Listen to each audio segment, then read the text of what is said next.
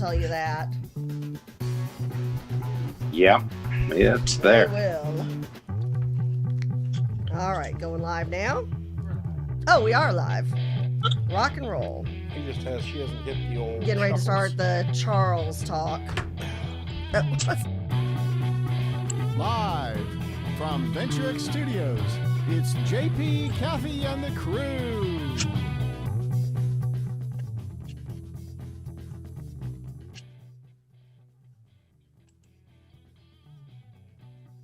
That's interesting. That now I can maybe Oh. because your microphone was not hot. There we go.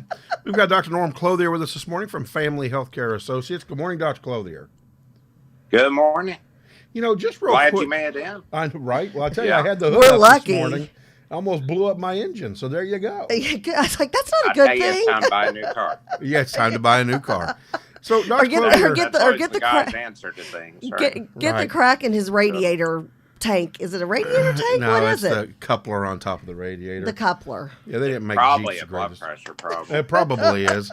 So, Dr. Clothier, Yeah, before we or dive into infection. anything and everything COVID, I wanted to ask a quick question. So, in mornings like this, when people are getting up and they're getting out to exercise, and it Yes. may be with the wind chill below 32 degrees, and these are runners and walkers and speed walkers, are there any precautions that they should take as they're breathing in that cold air and exhaling? Is there anything they should take precaution-wise? Not really.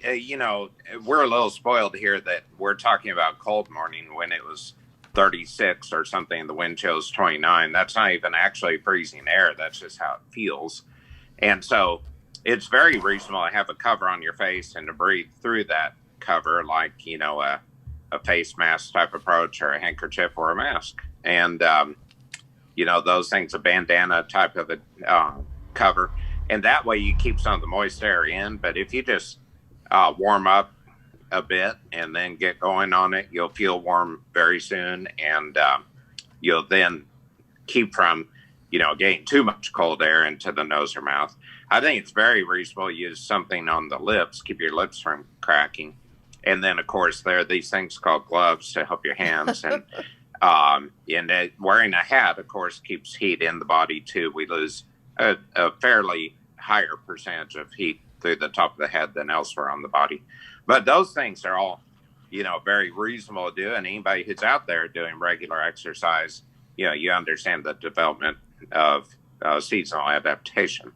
We'll call it that. And the coldest day I remember walking in the last few years was January 1st of, I think it was 2018. The wind chill was 2. Now, that was a little colder. The temperature outside, I think, was about 18. We rarely have days like that. But, a little extra cover is a good thing. People's lungs can withstand air that has been cold, but it is reasonable to keep the hydration and the moist, warm air with a mouth cover. Well, Again, I didn't mean to kick you off your normal subject, no, but but those are some good questions, and It's especially. okay. I'm pretty happy to talk about something else. well, that's what I kind of figured as well. I kind of figured. COVID has occupied our last year 10 and a half months. Yeah, Yeah. it's been But crazy. it's time. We need to get started on the COVID talk. So I'm going to mention that, over the last 4 days, there's been talk about double masking. And I just wanted to give a new perspective on masks, because it's really the same old perspective. And that is, masks are easy to wear. They can be annoying, but the annoyance of a mask is very different than the annoyance of being intubated, for instance, or dead. Those things are more annoying in many ways. And I think if you view wearing a mask kind of like, let's say, being a responsible gun owner. Now, this is not about gun freedom debate and such, but since guns are legal in America, there are conceal and carry and there are open carry laws. There's this little thing on guns called a safety. And what that's for is to keep you from accidentally shooting someone, maybe yourself or someone else. And the minor annoyance, probably, I'm not a gun user, but I'm assuming the minor annoyance of flipping the switch off of safety and then being able to fire is not a really big deal. And that's kind of the perspective I'd put on wearing a mask. It's not that big a deal to wear a mask, but you're not going to shoot somebody with the virus if you're carrying it. If you have viral particles and you go into a store or a restaurant or church or your home or your mom's assisted living or wherever it is, you don't want to accidentally fire that virus in there and make people sick and potentially kill them. You know, most of the time, if you don't have your safety on a gun and you shoot them accidentally, they may not die. But it is a matter of perspective that they might. And if somebody gets sick with the virus, statistical odds are really good that they won't die. But if they're sick and carry that illness to others, somewhere down the line, somebody's going to be in the hospital or debilitated or will die.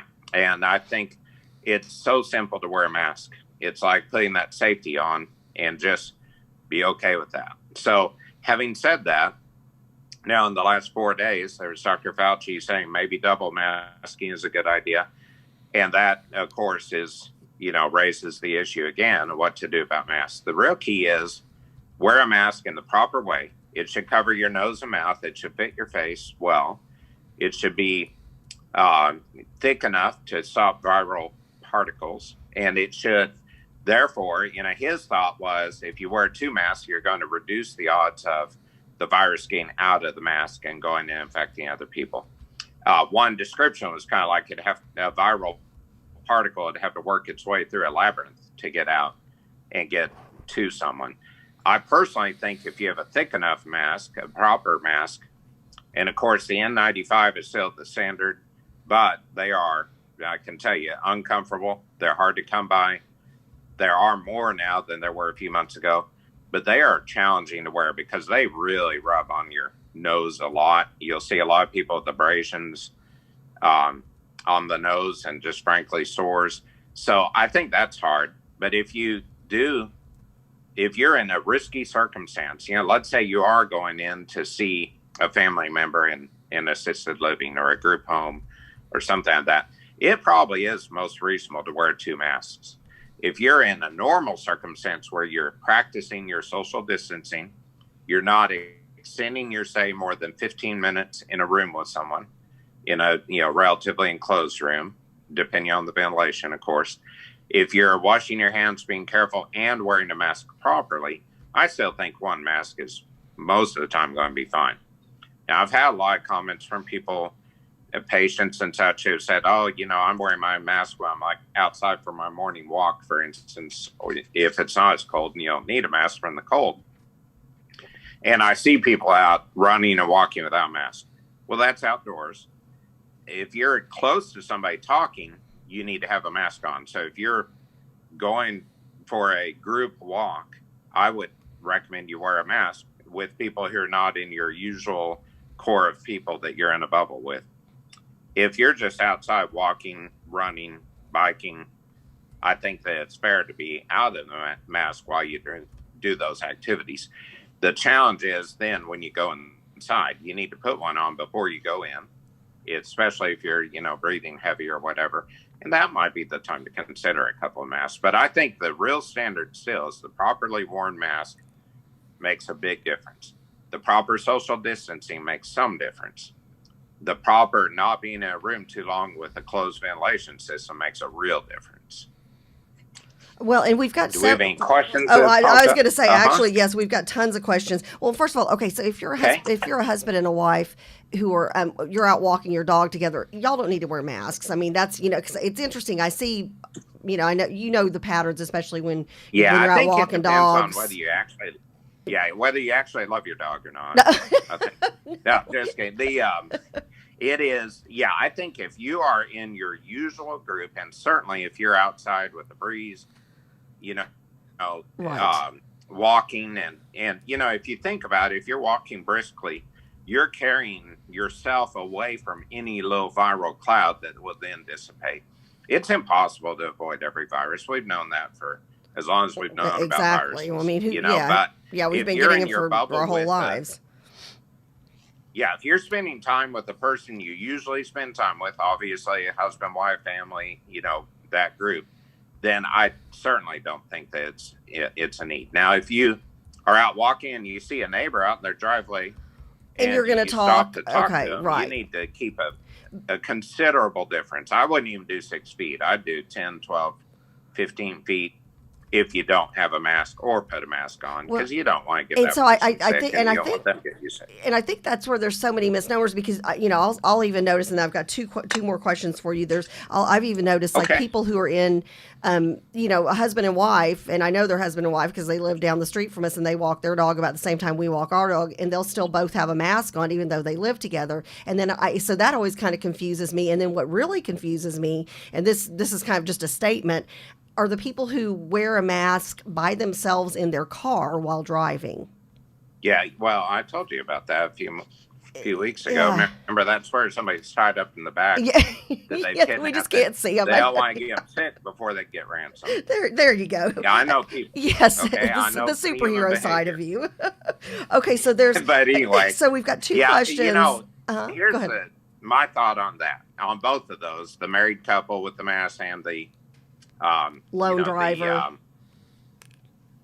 Right, exactly. Is that I think three things happen there. One is some people just are more comfortable in a mask because they hear every day about death, infection, risk, and it's just, there is an ongoing anxiety level. And if they feel better in a mask, then, so be it. Right. The second thing is I think we are getting to where we're so used to wearing masks that we just put them on and we don't even think about them in the car. Oh, gosh, Maybe if you've gone into a store and you're going home, you don't think about it. And, that can happen. And I think it is becoming a more common sight than what it was initially. Initially, it stood out a lot to me. Now it's not as big of a deal. See people in masks everywhere. Yeah. That's interesting. Well, speaking of mask wearing, then Elizabeth from Arizona says, when will the masking stop, though? They are saying that even after the vaccine, you need to continue to wear one. Yeah, the reason on that is a very important one is that the vaccine doesn't mean you do not get the virus at all. Very much like the flu shot, there is, it builds an immune response so that when you are exposed to the virus, your body will be more ready to attack it. So instead of getting sick, hopefully, you fight it off. That does not mean you don't get viral particles that you then have in your body and can expel. And so it's still important until we have enough immunity as a society. It's very important to wear the mask, whether immunized or not, because, again, if I've had the shots. If I carry the virus somewhere and I don't get it at all because I've had the shot and I don't get the infection, I could theoretically carry that virus for a handful of days and be a silent carrier, the asymptomatic carrier to people. So it's very important still to follow the same standard guidelines that we're trying to minimize infection in society with. Okay. Okay. And I'm trying to grasp that. That makes sense. But then we've got two questions from Randy. Randy says, does a carbon filter help in a cloth mask? And then his second question as a follow-up was he was exposed 9 days ago. So he was exposed to somebody who has COVID. He still has no symptoms. How long does he need to quarantine? Because remember, since you've been talking about that, the quarantine period has changed. So where are we with that now? And also, what are your thoughts about a carbon filter? Those are both good questions.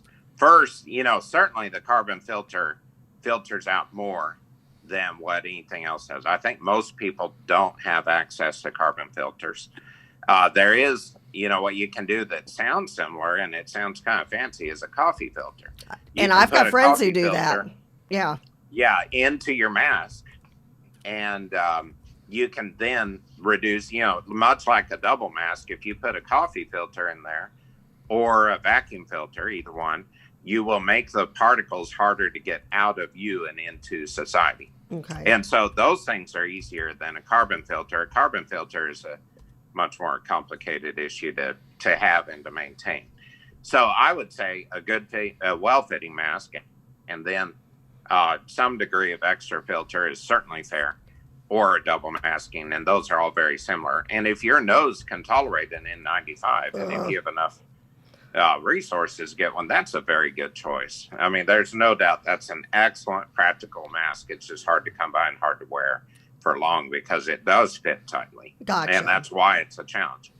And then going into the quarantine thing, if you're at 9 days out with no symptoms, then basically what the CDC is recommending now, and it all depends on the exposure, is spend your 10th day and then return to society. Okay.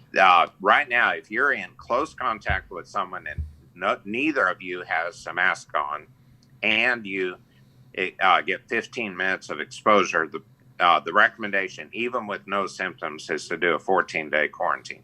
If one of you has a mask on and there's close exposure and it's 15 minutes or more, then the recommendation is 10 days if there are no symptoms, or, of course, a negative test. So the mask makes the difference there. No mask is 14-day quarantine.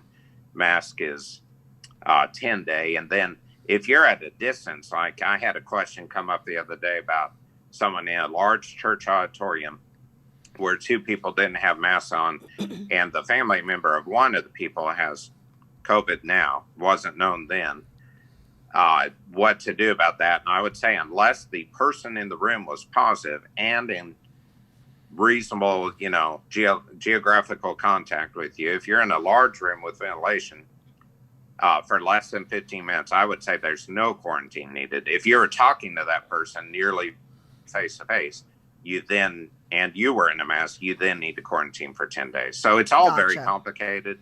There are so many variables.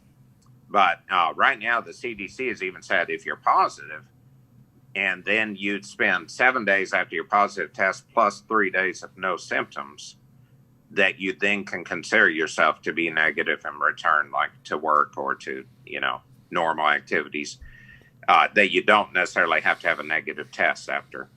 Okay. Part of that is there are people with extended positive tests and no symptoms, and frankly, nobody knows what to do about that because we don't really understand why some people stay positive.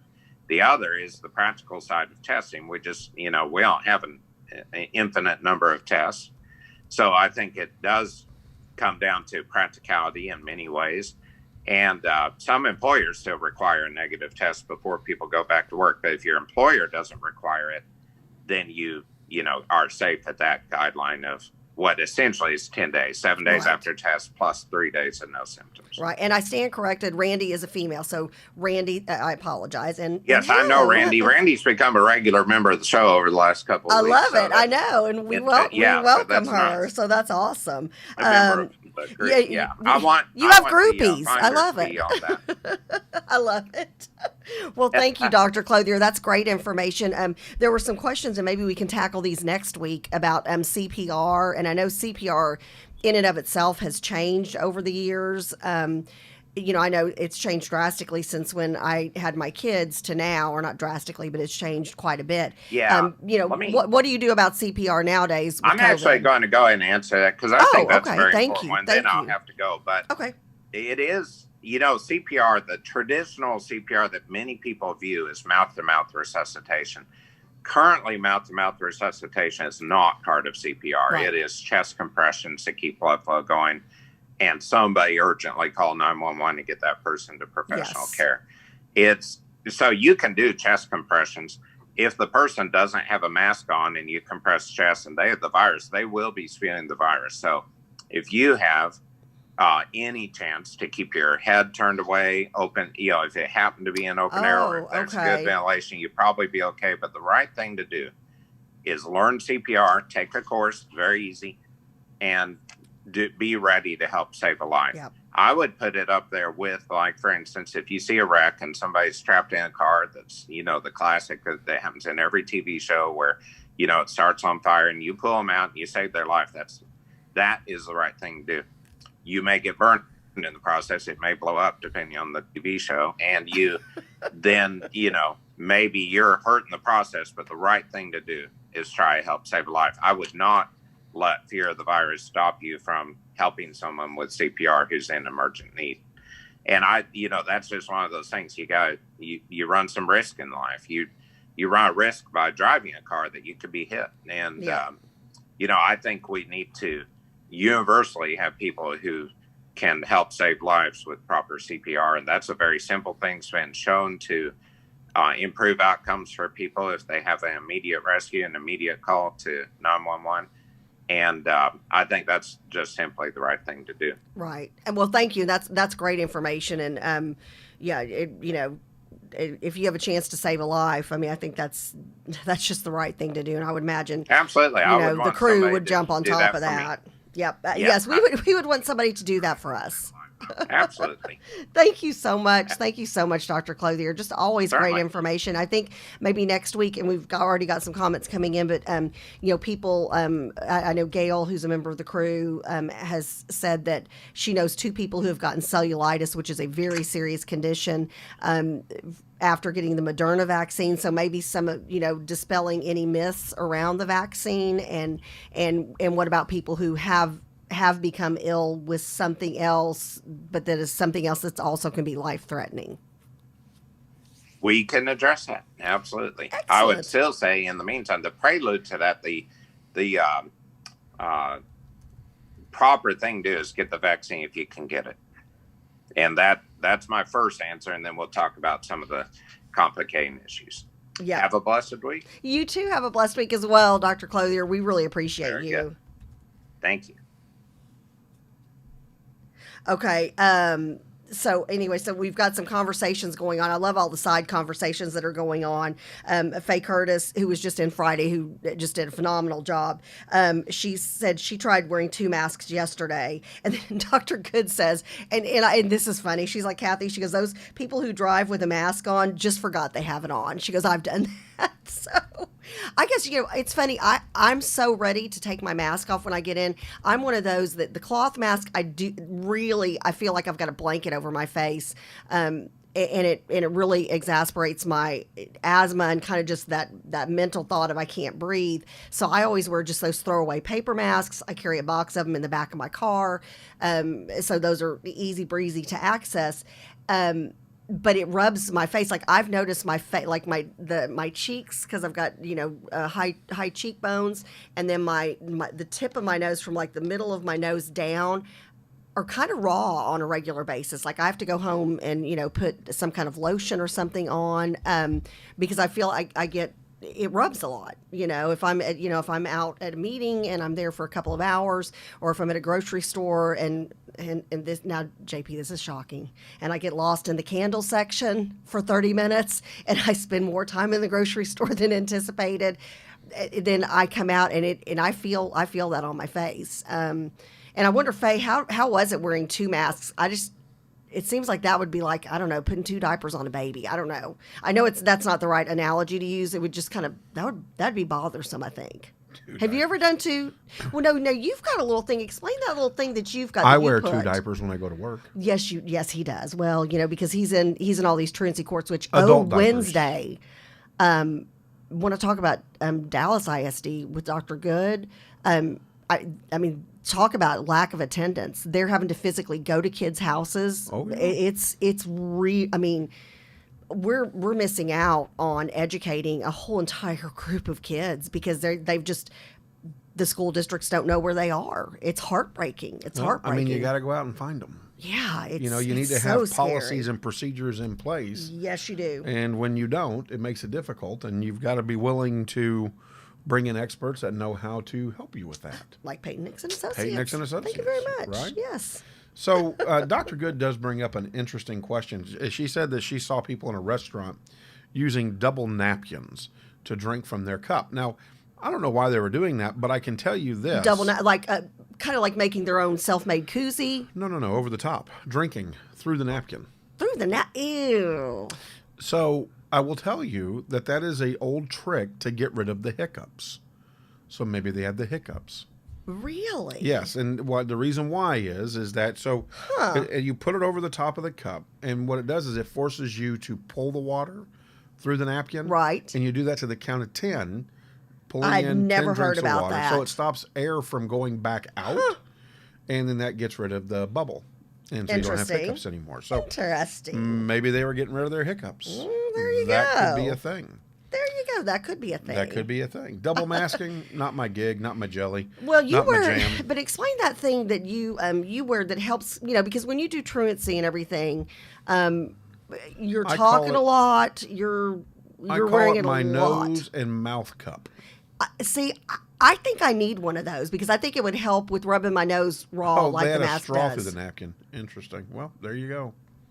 Is that kind of like the kids who are in orchestra or band and they cut a hole in their mask to put their mouth through for their instruments? I'd have to see that. That's interesting. Then there's that. And then there's that.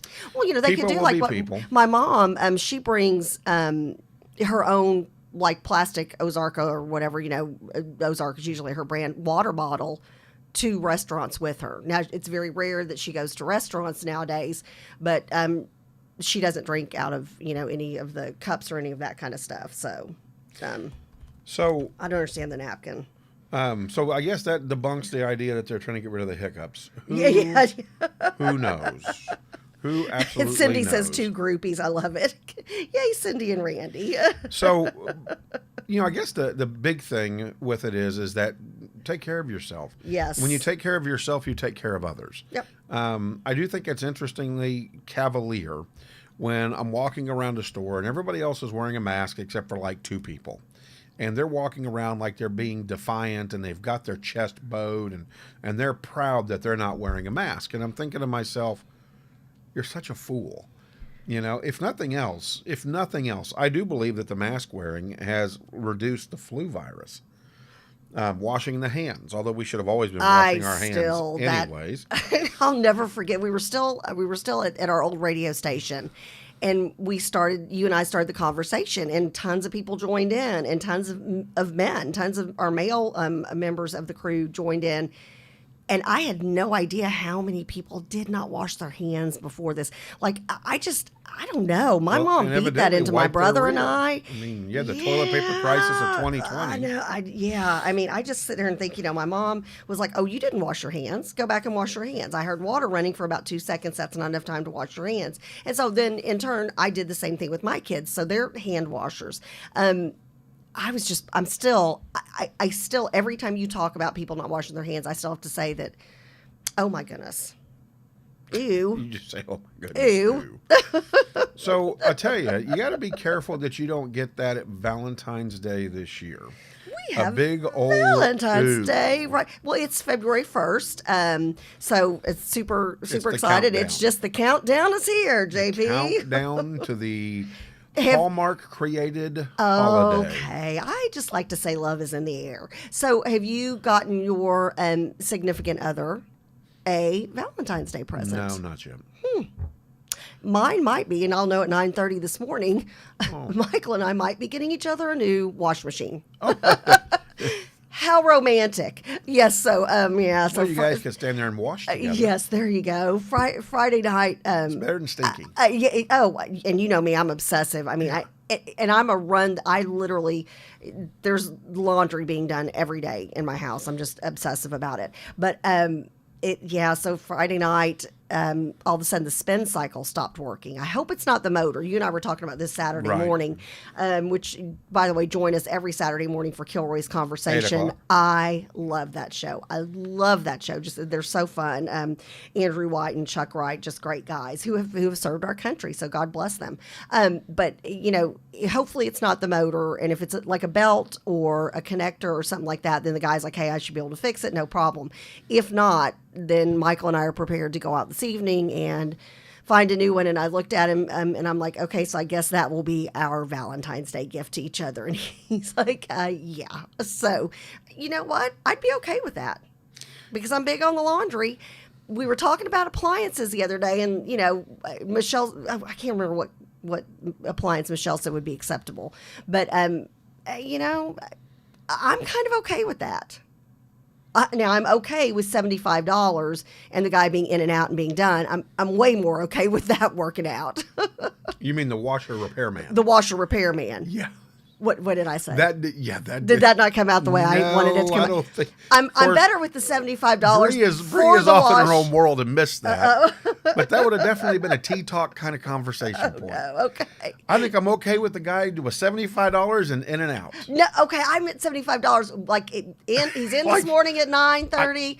Replaces a belt, and then he's out. I'm just saying. I'm just saying. You didn't say that, though. You said, I'm okay with the guy with $75 and him in and out. Okay. Well, that's not what I meant. Okay. Well, that's what it sounds like. Yeah, because that would be an expensive Valentine's Day. I'm finish your sentence, Kathy. That would be an expensive Valentine's Day gift. Oh, Lord Jesus. No, somebody take it away, JP. Please help me. Yeah. Help You really me. need to stop. This just got worse and worse. You just piled on bad. So how to avoid the most common Valentine's Day mistakes men make. And I love this site. It's Dumb Little Man Tips for Life. How great is that? Dumblittleman.com. So what to avoid, right? So you make it through the major holidays, right? You get through Christmas, you've gotten through Thanksgiving, and then Hallmark comes around and says, oh no, you're not done. It's Valentine's Day. How about this? I love Valentine's Day. What do you think the number one mistake men make on Valentine's Day? Not getting a car. I think the hugest mistake would be is if you've got a loved one or significant other, if you just ignored it. Bingo! That is number one. So ignoring V-Day because it's in your face. It's in your face, isn't it? Yeah. Well, you would think so, but I mean, you can't walk into a grocery store. They've even got at some of the grocery stores, That's like the number Kroger. one. They'll have a whole tent set up with just Valentine's I know, Day. So but how do you miss it in the parking lot? that's number one. Is ignoring Valentine's Day altogether. I am blown away. You hit number You one. deserve right on the to. head. You just because you can do some sweet thing, even if you're low on cash or the budget doesn't allow for extravagant Valentines, which it doesn't have to be that. You can write a poem. You can write a real sweet letter. You can. I mean, there's so many things you can do that don't cost anything. Hey, put your feet up. I'm going to give you a pedicure myself or whatever. Right. Or you could give. But gosh, ignoring it. Yeah, ignoring it altogether. Number two, just signing your name to a generic card. Oh, yeah. No. No.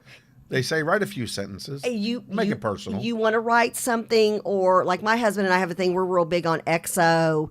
We've got signing, putting your nickname for each other, or putting something else. And I'm real big on, because cards, my kids and Michael always look at me like, oh, is my card going to be the one that makes mom cry? Like for my birthday and stuff Right. like that. And so I'm real big on cards for things like this. And I can tell if somebody just grabbed the first card or if they actually put thought into it, like, oh, there she goes. I mean, literally, the kids and Michael will be like, oh, there. Waterworks are starting. There she goes. Worked. So you can tell if somebody's put thought into that. And again, cards. And now cards are cards too expensive? Well, they got Cards are $5.95, $7.95. $7.95. Cards are more expensive than gift bags and tissue paper now. I think something's kind of out of control. It's kind of like college education. It's just ridiculously out of control. But yeah, so even if you can't afford a card, just get a piece of notebook paper out and write something sweet and put some stickers on it or draw a couple of hearts. That would mean the world to somebody. At least to me it would. It would to you, I know. Oh, sure. Because when you open up the dictionary, right, not the Urban Dictionary, No, the regular dictionary, no. and you look at Hopeless Romantic, you will see a picture of our friend JP. Oh, thank you. You're welcome. Sometimes that's a double-edged sword. Right. That's exactly right. So number 3 is buying the quintessential Valentine's Day chocolate heart. So the heart with the little chocolates in it? Yes. Now here's this is becoming a thing. Like that, except I'm the one that takes a bite and puts it back in if it doesn't have the filling that I like. And everybody's like, oh my gosh, Mom, gross. Well, here's the thing. Well, then back off of my chocolate. I think all moms did that. My mother did that too. So here's the thing though, right? I don't get this. This is the reasoning for it. Not because it's generic, not because everybody's done it, not because of that, but because of this. All the women have already indulged through the holidays, so maybe they don't want that carbohydrate, sugar, calorie. And I'm like, it's Valentine's Day. Really? Are you shaming people to not want to eat fattening foods on a holiday? Yeah, that would not be a day. I'd be like, well, I was going to get you chocolates, but I decided to get you a rose instead. Well, because fat. Like the COVID-20. That would be a worse mistake. I would rather somebody forget Valentine's Day altogether than say, yeah, I know you're real big on the conversation hearts. By the way, I am. Right. But, So here's my thing. And Dr. Good says nothing worse than cheap Valentine's chocolate. That I agree with. Oh, yeah. Absolutely. If you're going to get Valentine's Day chocolate, don't get the one on sale. Get the good stuff. Don't get the one, and no offense to SpongeBob, don't get the one that has a cartoon character like SpongeBob on the front of it, because that's going to be like not the good chocolate. And as long as you're farting hearts, you're okay. There, Gail. Yeah, Gail, So, I know. but so here's the thought, though, right? So if you're going to buy chocolate, here's my recommendation. You get C's candy and order it and have it delivered. Love C's candy. And you know what? Again, do everything ahead of time, y'all. If you have not busted a move, right now you need to be thinking about a gift and doing something about it. And if you haven't made reservations, you might be eating dinner. Right. And then, or Godiva chocolates. Vodka or whiskey on the rocks is better, is what Michelle's saying. So I would say that if you're going to do chocolate hearts, I highly recommend that. I don't know if anybody else likes them, but cherry cordials. I enjoy Love those. My grandmother, Grammy, loved those. So and my mom still gets my brother and I a box of those, kind of in remembrance of our grandmother. Grammy loved those, and she would freeze them sometimes. Yep. She would eat some, and then she would freeze some. Hey, Charles had a good comment. He said, find a $10 card, take a picture of the really nice words, then buy a $1 card and write the $10 words on it. Charles, that is not a bad idea. Not a bad idea That's not a bad idea at all. Plagiarism at its best. At its best. So what are the other things that you want to avoid doing, right? Okay, so they say going to bed early and sleeping. Oh, on Valentine's Day? Yeah. Yeah, that wouldn't be like, you know what? Let's hit the sheets by 9 o'clock tonight, honey. And then you hear snoring within 30 seconds. Yeah, they're saying you better make an attempt at the intimacy. Well, I mean, and at least, a kiss, hand holding. Like, to me, all the stuff that goes on before you get into the bedroom, and this is an early morning family show, so I don't know if I'm too much information, but to me, I'm big on, come over and, sit next to me on the couch and hold my hand, or, when we're out at a restaurant, put your arm around me, put your hand on the small of my back, all those. All the things, soft touches. Yeah, I guess soft touches is what I would call them. Just the sweet things that say sweet, soft touches. You recognize me before you get back to the bedroom. I don't know. Does that make sense? Yeah, you know what I'm talking about. I say get naked on the couch and make it happen. You're a hopeless romantic. That's what I say. Okay. And CJ's going to be like, give me a heads up. Yeah. So I'm out of here. If Can I have the car keys? If she's heading to the shower, I'm following behind. I love it. It's Valentine's Day. Woohoo! Forgetting to say the most important words. I love you. You can go through the entire day, do sweet things, and never remember to say, I love you. Yeah. So make sure you hit that. And while I love seeing it in writing, if somebody looks me in the eye and says, I love you in person, like in real life, that has such an impact, because then that becomes a physical, an emotional thing all at once. Yep, I agree. Yeah. All right. So I've been hanging out with you too long, JP. You think so? It could be. How about going overboard? Now, this one I don't agree with, because there are some women that love that. Somebody that'll buy a little something silly, somebody that'll buy something a little bit romantic, somebody that'll buy something a little bit intimate. So I say on number 6. They're like, buying a 10-foot teddy bear just isn't always the most thoughtful thing. Oh, I think it depends on what your age on something like that. Now, back when I was in my early 20s, before I had kids, a 10-foot teddy bear would have been like, that would have been the sweetest, cutest thing. Now, once you start having kids and they've got their own 10-foot teddy bears, and you're like, what am I going to do with this kind of a thing? I think that depends on your age. See, I still love the walking Valentine's heart balloon. Oh, yeah, those are fun. And you can get those at Party City. The heart with the little legs, and they walk. Now they've got happy birthday balloons like that. They've got them all. It's not Valentine's Day anymore? But they still have Valentine's. Oh, yeah. Okay. Yeah. So some quick things that may allow this to be a big win for the day. Number 1, allow the day to be different. And this should be something that you because try to Valentine's is on a Saturday this year. It's Saturday this year. Okay. Mm-hmm. Okay. And this is something you should be doing every day. And this is what both people should be doing every day to each other anyways, to keep things happy and keep things different. And that is allow every day to be a different day, right? Whether it's a Post-it note on the mirror that says, I love you. So when she wakes up, she sees that. Or you take her lipstick and you ruin it, but you ruin it by putting a big old I love you, and you draw a big smiley face, and then she hates you, but she loves you. No, I would suggest, because I think that works when it's a woman. Like when my husband used to travel, I would have my red lipstick that I always wear, and would kiss the mirror, and then I would do an XO next to it.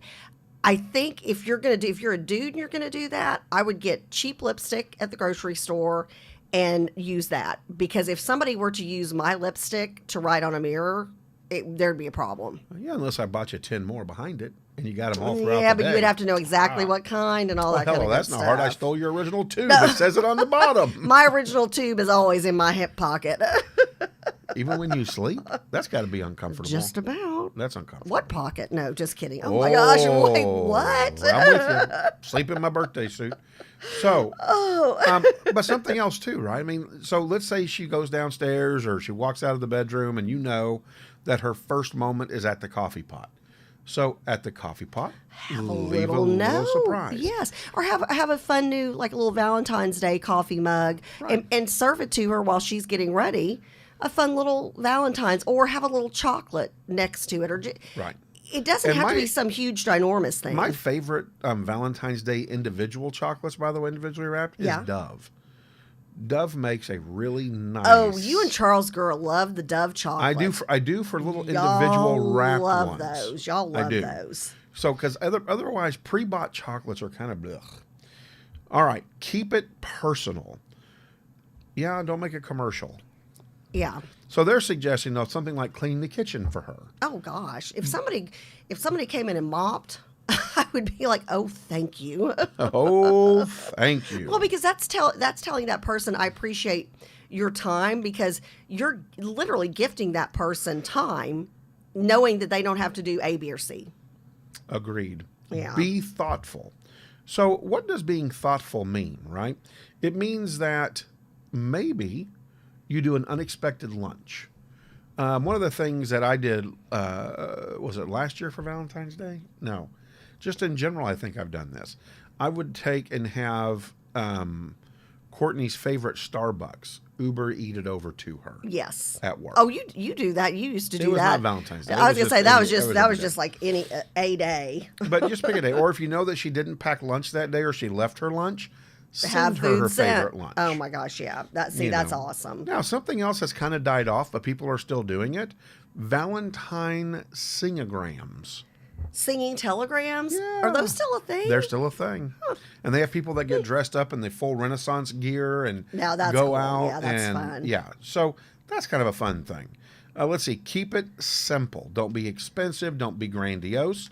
The KISS method. Keep it simple, stupid. Yeah, and again, now we do, and again, one of the reasons I love Valentine's, Michael and I got engaged on Valentine's Day, and so obviously that wasn't a simple or inexpensive purchase of an engagement ring, but it had it had meaning, kind of a thing. And talking about spending money, listen to these statistics. Okay.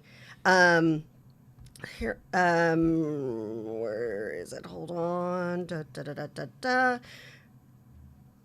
Oh, okay. Americans, first of all, Americans send 145 million Valentine's Day cards each year. That's crazy. But, again, you've got grandparents, parents, family who still send it to each other, even though they're not, husband and wife or spouse or significant other. Okay, so listen to these numbers. According to the National Retail Foundation, Americans spend over $20 billion on Valentine's Day gifts in 2019. They are expected, this is crazy, and we're expected to spend a record-breaking $27.4 billion for 2020, including $2.4 billion on candy alone. People also expected to spend an average of approximately $196 for Valentine's Day last year. I get with the men spending around $291 and the women spending $106. That's a lot. I mean, is that including like a really nice dinner out? I don't know. Does it say?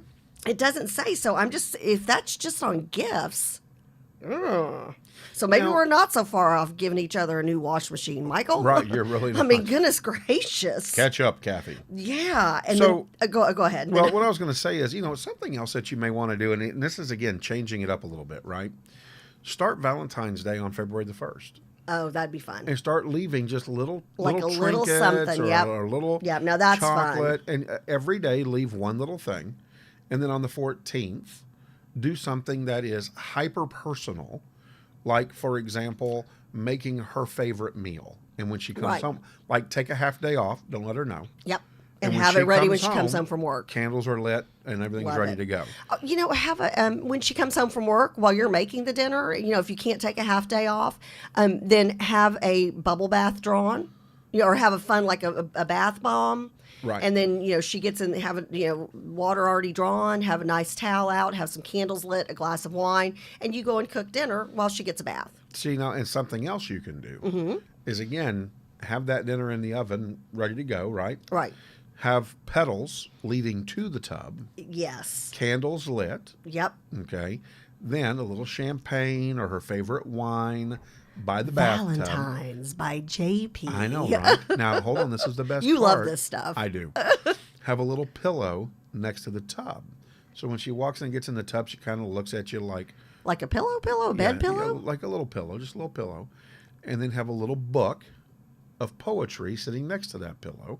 And then when she gets in the tub, pour her wine. And you can sit down. There you go. And read her a little poetry to help her relax from her day. Is Courtney watching right now? I hope not. Surprise. So, but, I mean, again, it's some of the things that you can do, even at home, that will mean a lot by just making the effort. Yeah, I mean, there's so many. Again, and we're going to continue the next couple of. Well, we have weeks yours coming up stuff on Wednesday. Yes, we do. Well, and one of the things, and I've gotten a few things of this. Michael said, "Don't burn the house down." Insurance plug. He's an insurance guy, so he's like, with the candles, you're stressing him out.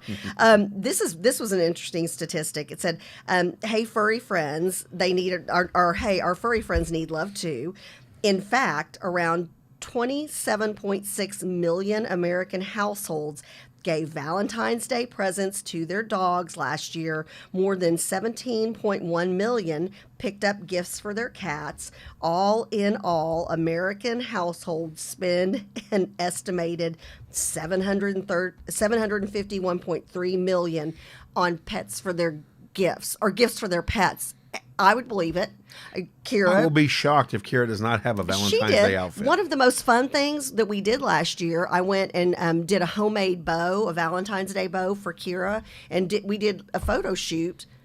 Of course, we ended up with like one good picture out of 276 because she's a blur. She's always moving. But she'll definitely be in on all of my pets. Have always been in on all of the Valentine's Day stuff. One of the key we didn't even get to talk about AOC and Ted Cruz today. No, Not very Valentine's-ish. We'll take care of that on Wednesday. We'll take care of that on Wednesday with the Senate Minute and with Dr. Good. It'll be an all politics, all day show. That's right. Oh yes. So tune back in. Here's the big message here, and I'm reading it on Restream Chat, which is, don't let it just all be on Valentine's Day or the month of February. Yeah, spread it out. Spread that out.